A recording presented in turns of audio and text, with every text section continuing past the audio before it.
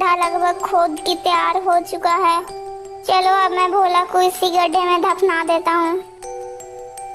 राकेश फिर तुरंत ही भोला का एक हाथ पकड़कर उसे घसीटता हुआ गड्ढे के पास लेकर जाता है और फिर राकेश ने भोला को गड्ढे में गिरा दिया। फिर उसके ऊपर मिट्टी डालने लगता है। कुछ देर में राकेश ने भोला को पूरे मिट्टी से ढक दिया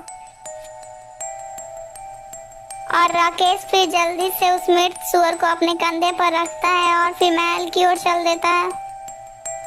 और फिर राकेश चलते चलते जल्दी ही राजमहल पहुंच जाता है।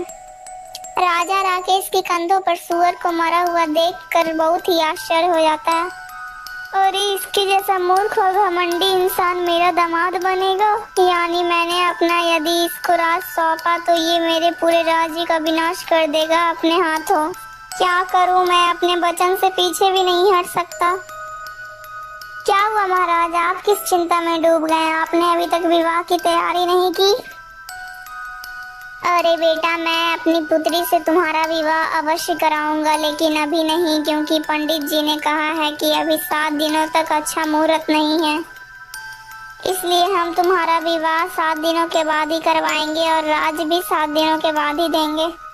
ठीक है महाराज, मुझे इससे कोई आपत्ति नहीं है, लेकिन मैं 8वें दिन ही दूल्हा बनकर आऊंगा और अपनी राजकुमारी को अपने साथ ले जाऊंगा और राज भी वापस लूंगा।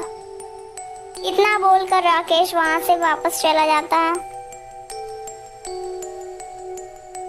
बेटा राकेश, तुम्हारा भाई भोला अभी तक लौटकर क्यों नहीं आया है? वो भी तो सूअर का ही शिकार करने के लिए गया था ना बेटा?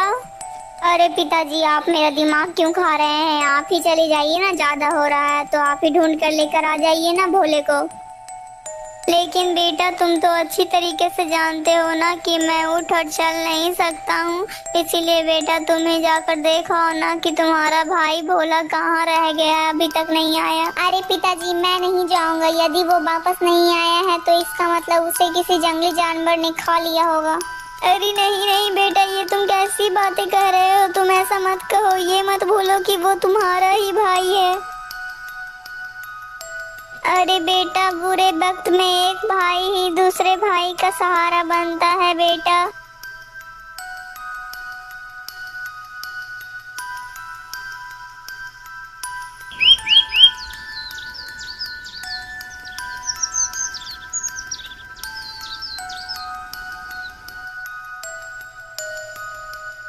अरे महाराज, आज तो 8वां दिन है ना, पूरे 7 दिन गुजर गए हैं। आज तो मेरा विवाह राजकुमारी के साथ होना तो है ना, और मुझे आधा राज मुझे चाहिए अपना।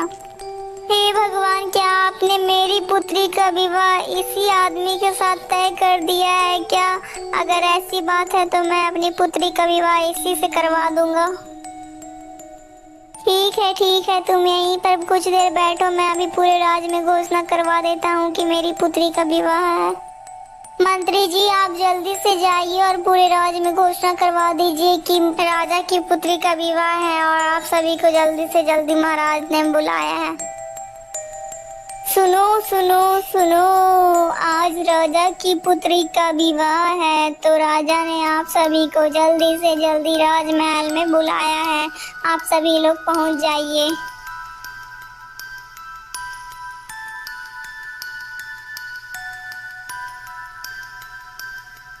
रुक जाइए पंडित जी, ये विवाह नहीं हो सकता।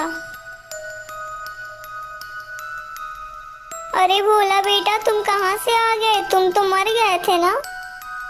नहीं महाराज, मुझे मारने की बहुत कोशिश की गई लेकिन मैं नहीं मर पाया। अरे भोला बेटा, लेकिन तुम्हें किसने मारने की कोशिश की है, बताओ मुझे। महाराज, मुझे मारने वाला कोई और नहीं बल्कि मेरे बड़े भैया ही हैं। लेकिन भोला, तुम इतने दिनों से थे कहाँ? फिर भोला अपनी पूरी कहानी वहाँ पर खड़े सभी लोगों को सुनाने लगता है। दोस्तों, अगर आपको ये कहानी अच्छी लगी है तो दोस्तों इस कहानी को एक लाइक करके चैनल को सब्सक्राइब कर दीजिएगा। दोस्तों इस कहानी का पार्ट 1, पार्ट 2, पार्ट 3 और पार्ट 4 हमारे चैनल में आ गया है दोस्तों। तो इस कहानी का पार्ट 1, पार्ट 2, पार्ट 3 और पार्ट 4 हमारे चैनल में आकर जरूर देख लीजिएगा दोस्तों। दोस्तों आपको क्या लगता है, क्या राकेश ने सही किया अपने भाई को वैसे मारकर? नहीं दोस्तों, हमें कभी भी पैसों के लालच में आकर अपने परिवार को कष्ट नहीं देना चाहिए। दोस्तों आपको इस कहानी से क्या शिक्षा मिलती है, कमेंट में ज़रूर बताइएगा दोस्तों।